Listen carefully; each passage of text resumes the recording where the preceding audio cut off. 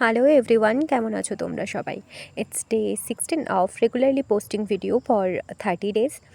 আজ হলো মঙ্গলবার।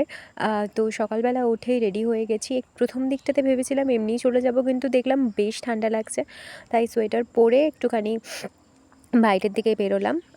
বেশ ভালো ঠান্ডা লেগে আছে, ভয়েস ওভার দেখে তো বুঝতেই পারছো। তারপর ওই বাগানে ঘোরাঘুরি, হাতে খাবার দাবারের ব্যাগ ঝুলিয়ে, মানে যেহেতু বাবা, আমি এবং ভাই তিনজনেই দোকানে আছি, তো খাবার দাবার নিয়ে একদম গেলাম। কাজকর্মের মাঝে একটুখানি ফ্রি হতে ভাইকে বানিয়ে দিলাম 1 কাপ কফি। আর আমার তো ওই জলটা এখনও শেষ করতে পারিনি, তো ইনস্টলমেন্টে ওইটা শেষ করছি, অবশ্যই লোক দেখতে দেখতে। খুচরো স্টকে রাখার এই অকাল সময়ে একজন কাস্টমার এতগুলো খুচরো দিয়ে গেছিলো, এটা দেখে তো আমি ভারী খুশি ছিলাম। তারপর বানিয়েছিলাম নিজের জন্য 1 কাপ কফি, একটু বেলার দিক করে, ওই তখন 11টার বেশি, 11:30 মতো বাজে। ওই খেতে খেতে আর বাবার সাথে গল্প করতে করতে সময়টা কাটিয়েছিলাম। তারপর যথারীতি 12:30টার পরে বাড়ি ফিরে এটাই খেয়েছিলাম, হ্যাঁ, আবার পেঁপে সেদ্ধ।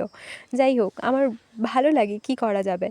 তারপর স্নান করে, লাঞ্চ করার পর আমি স্নান করেছি, পুজো করেছি, তারপর একদম রেডি হয়ে গেছি বিকেলে যাওয়ার জন্য, দোকানে যাওয়ার জন্য।